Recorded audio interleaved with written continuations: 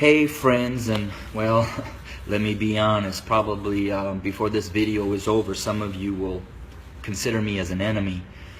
But I wanted to share a couple minutes about my thoughts, not only on the tragedies that we have been experiencing over these past months, and especially these last couple of days with the shootings of our black men, but what I'm coming to learn over my 23-year journey of being a white man, living and ministering amongst my black family here in several inner cities of Chicago.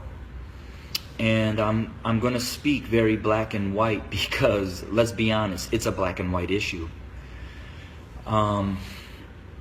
I want to take you to the book of Exodus, chapter 1, and I wanted to share a little bit of what took place prior to the rise of Moses. When I read that, it talked about that the Pharaoh became concerned and very fearful that the Hebrew slaves were growing in number and in power. So in order to maintain their oppression, he put upon them great labor. He put upon the Hebrew slaves cruelty to keep them down. However, they still grew. And so he brought together some midwives, and he instructed them that when a Hebrew boy was born, kill him. Well, these midwives did not follow, and the Hebrew slaves continued to grow.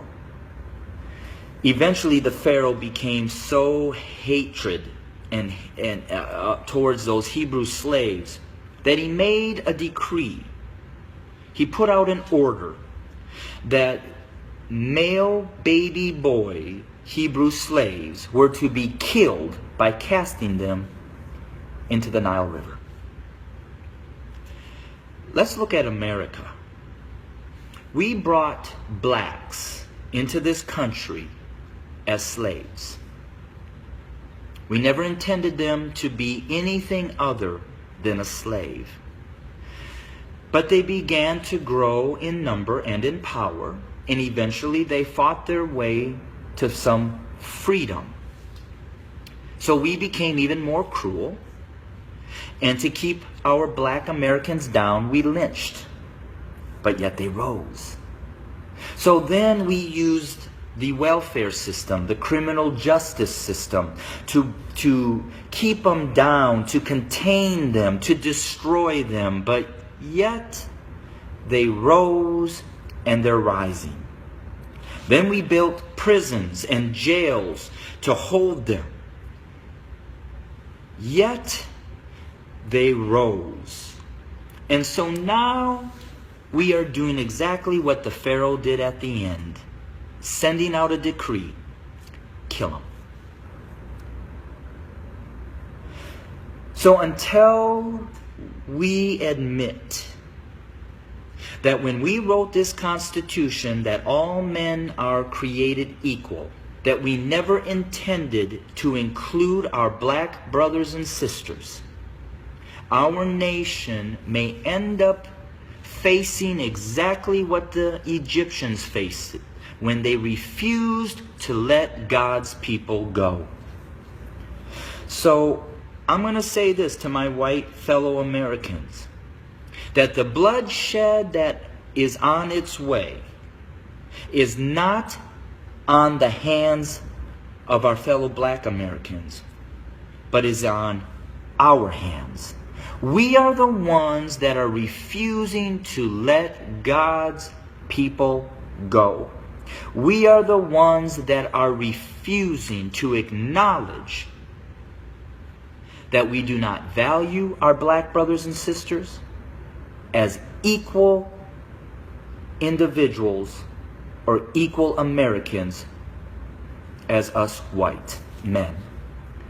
And to my black brothers and sisters, the racial issues, as I've said, have been there from the very foundation. But why do we see it more? Because there's a shifting. See, us white men have been at the head since the foundation. But we've had a black president. And you know, we've done everything in our power to keep him from really changing things. Now we have another minority rising to the top, a white female. What does that say?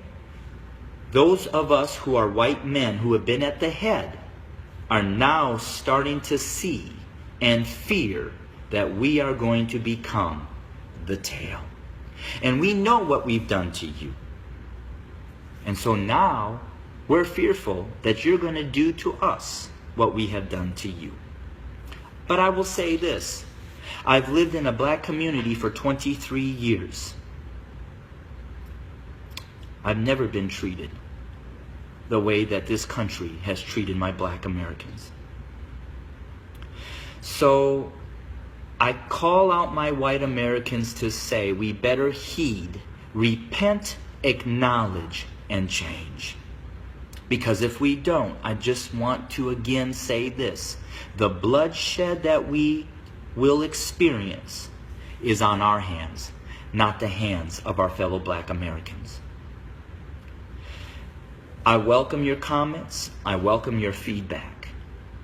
Hit me up on Facebook or go to my webpage at www.studio2911.org. Again, that's studio2911.org. I don't necessarily know the answer, except for us white Americans need to repent, acknowledge the lies that we have taught, acknowledge our value system of equality. It is not here, and it does not include our black brothers and sisters. And we need to change, and we need to change now. Thanks for your time. Bless you.